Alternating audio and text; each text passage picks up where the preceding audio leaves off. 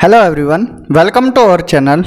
Human geography series में हम geographical thought पढ़ रहे थे एंड ज्योग्राफिकल थॉट में हमने ग्रीक ज्योग्राफर्स को कंप्लीट किया है, रोमन ज्योग्राफर्स को।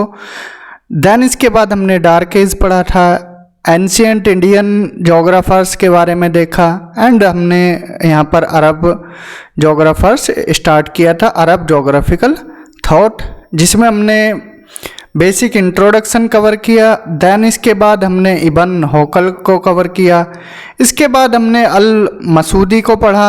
आज के वीडियो में हम जानेंगे अल बरूनी के बारे में कि अल बरूनी का ज्योग्राफी में क्या कंट्रीब्यूशन रहा है। हालांकि अल बरूनी को हिस्ट्री में भी पढ़ा जाता है क्योंकि इन्होंने जो बुक लिखी थी अपनी किताब अल हिंद, उसमें उन्होंने हिस्ट्री में भी इनका जिक्र होता है एंड ज्योग्राफी में भी इनका कंट्रीब्यूशन को देखा जाता है। तो बात करें अल बरूनी की, तो इनका जन्म कब हुआ? 973 एडी में। और इनका जन्म कहाँ पर हुआ? एक जगह है ख्वारिज्म। ख्वारिज्म कहाँ पर है? ये जो आज का उज्बेकिस्तान है उसमें एक जगह है कराकल, पाकिस्तान। ये हम मैप के हेल्प से आपको दिखा देते हैं। देखिए ये इंडिया है और यहाँ पर पाकिस्तान है, पाकिस्तान के जस्ट ऊपर अफगानिस्तान, देन तुर्कमेनिस्तान और यहाँ पर क्या है? ये कजाकिस्तान जगह है। तो इसके पास में ही क्या है? यहाँ पर एक कंट्री है उज्बेकिस्तान, और उज्बेकिस्तान का ये एक छोटा सा पार्ट है। तो इसी यहाँ पर ही इनका क्या है? जन्म हुआ था। तो ये भी ध्यान रखना है। और इसके बाद आपको अफ़गानिस्तान भी आगे जब पढ़ाएंगे तो चर्चा में आएगा। यहाँ पर एक जगह गजनी होती थी, तो गजनी के जो शासक थे महमूद ने इनको क्या है? अपना गुलाम बनाया, जेल में डाले हुए थे और फिर यहाँ से इनको क्या है? इंडिया की तरफ ले आए थे। और इंडिया में रहकर इन्होंने अनेक चीज़ों की को डिस्कवर किया, पढ़ा और जाना इनके बारे में। देन इसके बाद उन्होंने एक बुक लिखी थी किताब अल हिंद। तो जैसे जैसे हम वीडियो में आगे बढ़ेंगे तो चीज़ों को यहाँ पर क्लैरिफाई करते चलेंगे। इनका असली नाम, फुल नेम क्या था? अबू रेहान मोहम्मद इब्न अहमद।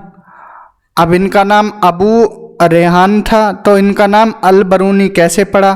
तो इसके पीछे भी अलग अलग मतभेद हैं। जैसे कि जो समानी है उनकी बुक है किताब अल अंसाब, उसमें उन्होंने बोला है जो ख्वारिज्म में विदेशी लोग, फॉरेनर्स लोग जो आए थे, उनको पर्शियन भाषा में क्या बोला जाता था?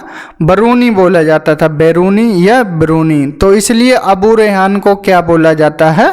अल बरूनी। तो ये तो किसका था व्यू? समानी का। समानी अपने बुक किताब अल अंसब में लिखते हैं। देखिए जितनी भी किताबों के नाम हम आपको पढ़ाएंगे तो वो आप नोट डाउन करते जाना, क्योंकि किताब से क्वेश्चन जरूर आता है। तो इसके बाद फिर याकूत ने अपना क्या है? स्टेटमेंट दिया था। याकूत ने बोला था जो अल बरूनी है, जो बरूनी है, वो एक जगह का नाम है, ना कि किसी लोगों का। जो समानी है उन्होंने क्या है? फॉरेनर लोगों के बारे में बताया जो ख्वारिज्म में रहते हैं, और पर्शियन भाषा में उनको क्या बोला जाता है? बरूनी। लेकिन जो याकूत है उन्होंने एक जगह के नाम पर बताया, एक टाउन है या एक सबर्ब है, कहाँ पर? ख्वारिज्म में।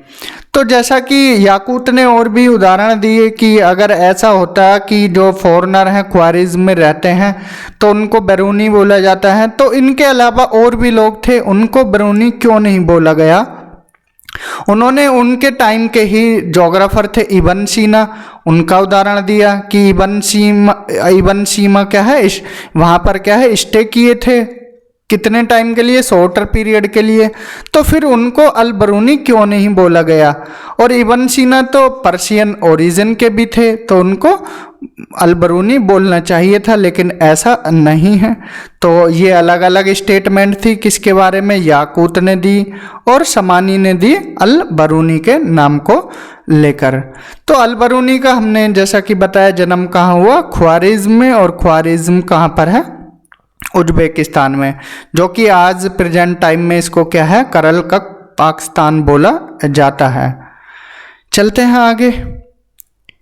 देन इसके बाद उन्होंने क्या है? वो उस टाइम के ग्रेटेस्ट स्कॉलर थे, जो मीडिएवल इस्लामिक एरा है, उनमें अल मसूदी, अल बरूनी, इबन होकल और ये इबन सीना एंड इबन खालदून आदि अनेक, इबन बतूता, ये काफ़ी जितने भी स्कॉलर्स हैं मीडिएवल इस्लामिक एरा के, तो उनमें से इनको काफ़ी ऊंचा दर्जा दिया जाता है।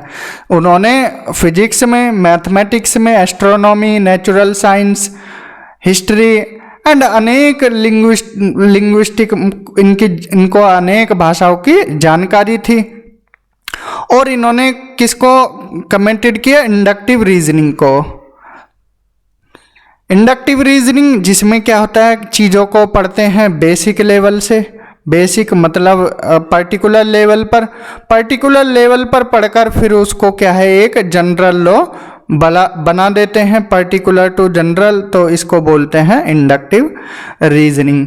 तो इनको माना जाता है फाउंडर ऑफ इंडोलॉजी, या फिर इनको फर्स्ट एंथ्रोपोलॉजिस्ट माना जाता है, जिन्होंने किसके बारे में, मानव के बारे में अध्ययन किया था।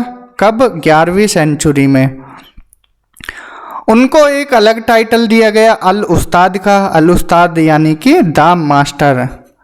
तो उनके वर्क के कारण देखिए उन्हें अनेक लैंग्वेजेस का ज्ञान था, जिसमें ग्रीक, हिब्रू या पर्शियन, अरेबिक, संस्कृत, तो अनेक भाषाओं का ज्ञान के कारण, और उन्होंने अनेक सब्जेक्ट में भी अपना कंट्रीब्यूशन दिया, वेदर वो फिलोसफी हो, रिलीजन हो, या मैथमेटिक्स हो, एस्ट्रोनॉमी हो, या मेडिसिन हो। तो उनके कंट्रीब्यूशन के कारण जो अनेक फील्ड में उन्होंने कंट्रीब्यूशन दिए, अनेक भाषाओं का ज्ञान था, और वो क्रिएटिव भी थे, साइंटिफिक नॉलेज भी थी, मतलब जो उनके थॉट हैं वो क्या है, साइंटिफिक बेस्ड हैं, किसी रिलीजन पर बेस्ड नहीं है। तो उसके लिए इनको क्या बोला जाता है, 11वीं सेंचुरी को क्या बोला जाता है, एज ऑफ अल बरूनी। ये इंपॉर्टेंट लाइन है, तो इसको आप नोट डाउन भी कर सकते हो। तो उन्होंने क्या है, जो ग्रीक बुक्स थी, आप देखिए उन्होंने जो ग्रीक जोग्राफर आए हैं उनके वर्क को कैसे पढ़ा। तो ग्रीक बुक जो कि अरेबिक में ट्रांसलेशन हुआ था, तो उन्होंने उन बुक को अरेबिक लैंग्वेज में पढ़ा, और उसके बाद उन्होंने उनके वर्क को अच्छे से जाना, और उसके बाद फिर उन्होंने उसमें क्या है, उन जैसे टोलमी का वर्क है, टोलमी की जो थ्योरी आपने पढ़ी होगी, जियोसेंट्रिक थ्योरी, उसको इन्होंने भी फॉलो किया था अल बरूनी ने। तो उनको अनेक भाषाओं का ज्ञान था, जैसे Arabic, Persian, Turkish, Syriac, Sanskrit and Roman language. Bharat में वो कब आए, जब उनकी एज नियरली 40 के आसपास थी, 40 प्लस ही थे। तो क्या हुआ, जो महमूद ऑफ गजनी था, महमूद ऑफ गजनी ने ये पूरा एरिया ये क्या है जीत लिया था। यहाँ पर अफगानिस्तान में एक जगह है गजनी। देखिए महमूद ये इंसान का नाम है, और गजनी क्या है, एक जगह का नाम है, तो इसलिए इनको महमूद ऑफ गजनी, गजनी का महमूद बोला जाता है। तो उन्होंने ये आसपास का एरिया जीता, और जीतने के बाद इंडिया की तरफ आए। तो जो उनके कैदी थे, सोल्जर्स थे, उनमें क्या है, अल बरूनी भी थे, उनमें क्या है, अल बरूनी भी थे। तो अल बरूनी उनके साथ इंडिया आए, और इंडिया के बारे में उन्होंने काफ़ी चीज़ों के बारे में लिखा है, जैसे कि उन्होंने लिखा है संस्कृत भाषा का भी उनको ज्ञान हो गया था, संस्कृत भाषा को भी उन्होंने सीखा, और जो संस्कृत भाषा में अनेकों चीज़ थी वो उन्होंने पढ़ी। और उसके बाद क्या है, देखिए यहाँ पर सोल्जर या सिलेवा किसके, महमूद ऑफ गजनी के। तो जो मुस्लिम कॉन्क्वेस्ट था उस टाइम पर, तो उस टाइम पर कौन है, महमूद ने इंडिया में क्या है काफ़ी चीज़ों को लूटा, तोड़ा, मतलब मंदिरों को भी तोड़ा, जिसे नगरकोट का मंदिर है उसमें भी लूट पाट मचाई। तो इसके बारे में भी अल बरूनी ने अपनी बुक में लिखा है। चाहे वो फिर इसके बाद मथुरा वाला एरिया हो, या फिर ये सोमनाथ का मंदिर हो, ये जहाँ पर भी तबाही हुई थी, उन सब के बारे में इन्होंने अल बरूनी ने अपनी किताब में लिखा है। तो उनकी इम्पोर्टेंट बुक्स कौन कौन सी है वो देख लेते हैं। किताब अल हिंद जो कि इम्पोर्टेंट बुक है, इस बुक में इन्होंने इंडिया के बारे में लिखा है, इंडिया के जोग्राफिकल फीचर्स के बारे में, कि माउंटेन के बारे में उन्होंने लिखा है कि माउंटेन का विस्तार कैसे था, और उसके बाद इन्होंने उस बुक में प्लेट्यू रीजन के बारे में भी लिखा है, प्लेन एरिया के बारे में भी लिखा है कि प्लेन का फॉर्मेशन कैसे हुआ, कि जो रिवर अपना सिल्ट लेकर आती थी समुद्री एरिया वो पर्वतीय क्षेत्र से सिल्ट लेकर आ रही है रिवर, तो जब रिवर लाएगी तो वो क्या है अवसाद को जमा कर देगी, जिसके कारण क्या है यहाँ पर मैदानी भाग बना था। तो ये अल बरूनी ने अपनी बुक किताब अल हिंद में लिखा है। देन इनकी बुक है अल कनन अल मसूदी। अब यहाँ पर देखिए इस बुक को रटोगे तो समझ नहीं आएगी, सिंपल समझा देते हैं। अगर आपको यहाँ पर अल कनन अल मसूदी बुक आई और 4 ऑप्शन दे दिए तो आप अल मसूदी ऑप्शन में आया तो कंफ्यूज होकर उसको भी लगा सकते हो, लेकिन ये क्या हो जाएगा, गलत आंसर हो जाएगा। अब मसूदी कौन थे, ये वाले मसूदी ये थे जो हमने अभी महमूद पढ़ाया, महमूद ऑफ गजनी, उनके बेटे थे मसूदी। तो वो क्या है मसूदी उनको पसंद करते थे अल बरूनी को, और अल बरूनी उनको पसंद करते थे, तो मसूदी ने उनको फ्री हैंड दे दिया था एक तरह से। तो उनकी तारीफ में अल बरूनी ने ये किताब लिखी थी अल कनन अल मसूदी। तो इसलिए इसका नाम भी याद रखना है। किस पैटर्न पर बेस्ड है, ये जो टोलमी की एल्मागेस्ट थी उसी मॉडल पर ये बेस्ड है। तो अल बरूनी की इसको या आप मैग्नम ओपस भी बोल सकते हो या अल कनन अल मसूदी, तो ये दोनों नाम याद रखने। Third, vestiges of the past, अथरल बागिया एंड तारिकुल हिंद, किताब अल जमाकीर एंड किताब अल साइदना, ये इनकी इम्पोर्टेंट बुक्स हैं। तो इन सब के नाम आपको याद रखने हैं, यहाँ से क्वेश्चन डायरेक्टली बन जाते हैं। देन इसके बाद इन्होंने जो पतंजलि थी उसका ट्रांसलेशन किया, संस्कृत से किस में किया, अरेबिक भाषा में इन्होंने उसका ट्रांसलेशन किया। इन्होंने ज्योग्राफी पर टोटल 27 बुक लिखी। 27 बुक्स में उन्होंने कॉस्मोलॉजी के बारे में लिखा, एस्ट्रोनॉमी के बारे में लिखा, देन इस फिजिकल ज्योग्राफी के बारे में भी लिखा है। तो उनमें इन्होंने लिखा है किसके बारे में, अर्थ की रेडियस के बारे में। उन्होंने क्या है अपना मेथड अपनाया अर्थ की रेडियस को डिटरमाइन करने के लिए। उन्होंने क्या है बेस माना किसको, हाइट ऑफ माउंटेन को, माउंटेन की हाइट को लेकर इन्होंने अर्थ की रेडियस को मापने की कोशिश की थी। चलते हैं आगे। Then Al-Biruni considered the universe to be situated on the outermost surface of a limited sphere। तो अल-बरूनी बोलते हैं कि जो स्फेयर है उसके क्या है आउटर मोस्ट पार्ट पर क्या है यूनिवर्स है। मतलब उन्होंने स्पेस को क्या बताया कि एक स्पेस है, मतलब एक स्फेयर की तरह है, उसके आउटर मोस्ट पार्ट पर क्या है यूनिवर्स है, अपना जो ब्रह्मांड है उसके बारे में लिखते हैं। और उन्होंने यूनिवर्स के ओरिजिन के बारे में अपनी बुक अल हदीद में लिखा है। और जियोसेंट्रिक और हेलियोसेंट्रिक कॉन्सेप्ट, जैसा कि हेलियोसेंट्रिक में बताया गया है कि सन क्या है बीच में है और बाकी अदर सेलेस्टियल बॉडीज इसका चक्कर लगाती हैं, वेदर वो प्लैनेट्स हों या बाकी अदर एस्टेरॉइड्स वगैरह हैं, other celestial body. And geocentric में क्या है अर्थ सेंटर में है सोलर सिस्टम के, एंड बाकी अदर सन या अदर प्लैनेट्स इसका चक्कर लगाते हैं।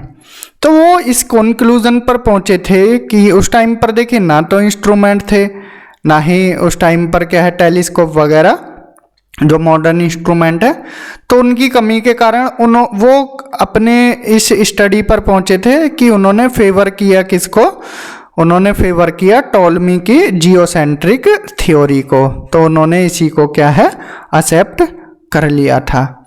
अल-बरूनी अपनी किताब अल तत्बिक फी तहकीक एंड तरकाह अल सम्स में लिखते हैं किसके बारे में, मूवमेंट ऑफ द सन के बारे में, कि सन एक जगह स्टेशनरी नहीं है, वो क्या है मूवमेंट करता रहता है। तो उस बुक में इन्होंने सन के मूवमेंट के बारे में लिखा है। इसके बाद अल-बरूनी ने और भी काफ़ी चीज़ें बताई। उन्होंने स्काई की स्पेरिसिटी पर बात की, अर्थ की स्पेरिसिटी पर बात की, जियोसेंट्रिक कॉन्सेप्ट के बारे में बताया, देन हेवन के बारे में बताया, एंड इसके बाद उन्होंने इमेजिनरी सर्कल के बारे में भी बताया था, जो इमेजिनरी सर्कल है जैसे इक्वेटर वगैरह। देन इसके बाद उन्होंने पोल, इक्वेटर, लैटिट्यूड, लॉन्गिट्यूड आदि अनेक चीज़ों के बारे में डिस्कस किया था। तो उसके बाद अल-बरूनी ने क्या है डेट और टाइम की भी स्टडी की थी, टाइम एंड डेट की। एंड इसके बाद उन्होंने जो डिफरेंट कंट्रीज थी उनके कैलेंडर के बारे में भी जिक्र किया है, कैलेंडर्स के बारे में भी उन्होंने स्टडी की है। और इन्होंने इस बारे में भी बताया कि जो दिन और रात की अवधि होती है वो क्यों बदलती है, दिन कभी बड़े होते हैं तो कभी रात बड़ी होती है, तो इसके बारे में भी उन्होंने बताया है। देन इसके बाद वो अपनी बुक रिसाला में लिखते हैं किसके बारे में, डे और नाइट के बारे में। और उन्होंने यह भी प्रूव किया है कि duration of a 6 month day at pole, मतलब पोल पर 6 महीने का दिन क्यों होता है, उसके बारे में उन्होंने अपनी बुक रिसाला में लिखा है। देन अपनी बुक अल कानन अल मसूदी में उन्होंने क्या है सूर्य ग्रहण और चंद्र ग्रहण दोनों ग्रहण के बारे में विस्तार से बताया है। सूर्य ग्रहण एंड चंद्र ग्रहण, सोलर एंड लूनार एक्लिप्सिस के बारे में उन्होंने अपनी बुक अल कानन अल मसूदी में बताया है। चलते हैं आगे। उन्होंने यहाँ पर फिर जो डॉन एंड ट्विलाइट है, मतलब सुबह के टाइम अगर आप मॉर्निंग से पहले सूर्य जब स्टार्टिंग होता है निकलना, तो वो वाला टाइम को क्या डॉन बोलते हैं, और ट्विलाइट बोलते हैं जब इवनिंग के टाइम में सूर्य डूबता है। तो उनके बारे में भी इन्होंने बताया है, इनकी रीज़न और इनका टाइमिंग भी बताया है। उन्होंने बताया कि ये कब ओकर होते हैं, कब होते हैं जब सन क्या होता है 18 डिग्री नीचे होता है किससे, अपने होराइजन से। तो क्या होता है उस टाइम पर डॉन एंड ट्विलाइट होता है। तो जैसे सन का ओरिजिन है उससे क्या है 18 डिग्री बिलो, तो 18 डिग्री नीचे अपने होराइजन से होता है। तो इसके बारे में उन्होंने बताया है। मॉर्निंग के टाइम पर क्या होता है डॉन होता है, शाम के इवनिंग के टाइम पर क्या होता है जब सूरज डूबता है ट्विलाइट होता है। देन इसके बाद उन्होंने क्या है लूनार मंथ को डिस्कस किया, किसके बेसिस पर, साइनोडिक बेसिस पर। अब साइनोडिक क्या होता है, साइनोडिक पीरियड एंड सिडरल पीरियड, यहाँ पर ये सिडरल पीरियड, तो इन दोनों पीरियड के बारे में यहाँ पर डिस्कस कर लेते हैं। ठीक है, साइनोडिक पीरियड वो होता है, मान लीजिए कोई बॉडी है, फॉर एग्जांपल हम मून को ही लेके चलते हैं। मून एक बॉडी है और यहाँ पर एक अर्थ है और यहाँ पर क्या है ये सन है। तो मून जब चक्कर लगाएगा, चाहे वो अर्थ के लगाए या सन के, और अर्थ के लगाएगा, और अर्थ क्या है सन का चक्कर लगाती है। तो यहाँ पर साइनोडिक पीरियड वो टाइम पीरियड होता है जब कोई बॉडी सोलर सिस्टम के अंदर रहकर, चाहे वो प्लैनेट हो, मून हो या अदर आर्टिफिशियल सैटेलाइट हो, वो अपनी जगह पर एक क्या है चक्कर लगा देगी, किसके रिलेटिव में, relative to the sun. Clear. अगर इस चीज को ऑब्जर्व कहाँ से करेंगे, अर्थ से ऑब्जर्व करेंगे। तो इस पीरियड को बोलते हैं साइनोडिक पीरियड। अगर सिडरल पीरियड की बात की जाए तो सिडरल पीरियड वो टाइम पीरियड होता है जब बॉडी अपनी जगह से क्या है जहाँ से चली थी वहीं पर आ जाए, तो इसको सिडरल पीरियड बोला जाता है। साइनोडिक पीरियड किसी के रेफरेंस में, जैसे किसी से हम क्या है रिलेट करते हैं, यहाँ पर किससे रिलेट करते हैं, सन से रिलेट करते हैं, तो उसको बोलते हैं साइनोडिक पीरियड। और जब कोई भी बॉडी अपनी जगह चक्कर लगा दे उसको सिंपल सिडरल पीरियड बोलते हैं। एक एग्जाम्पल से समझाते हैं, जैसे मून का जो सिडरल ऑर्बिट पीरियड होता है, सिडरल मंथ सिंपल भाषा में बोले तो कितना होता है 27.3 दिन होता है। मतलब यहाँ से मून चला और यहाँ पर ही आ गया कितना 27.3 दिन में। अब बात करें साइनोडिक पीरियड की, तो साइनोडिक पीरियड कितना होता है 29.5 दिन। अब ये इतना क्यों बढ़ गया, देखिए ये होता है कि जो मून है वो भी तो चक्कर लगाता है ना, मूव एक जगह स्टेशनरी नहीं है, वो भी क्या है, मूवमेंट में है। स्पेस में जितनी भी बॉडी है वो क्या है, मोशन की अवस्था में है, मतलब अपनी जगह से हिलती हैं, चलती हैं। तो यहाँ पर इसने अपना चक्कर तो 27.3 दिन में लगाया, लेकिन सन जो है, सन भी फिक्स नहीं है अपनी जगह पर, या अर्थ भी फिक्स नहीं है, तो वो भी क्या है, मूवमेंट करते हैं। तो उसी को लेकर ये क्या है, यहाँ पर 2.2 डेज ज़्यादा लग जाते हैं। तो इसी को क्या बोला जाता है, साइनोडिक मंथ। आई होप ये क्लियर हुआ होगा, ये कुछ एक्स्ट्रा इन्फॉर्मेशन थी।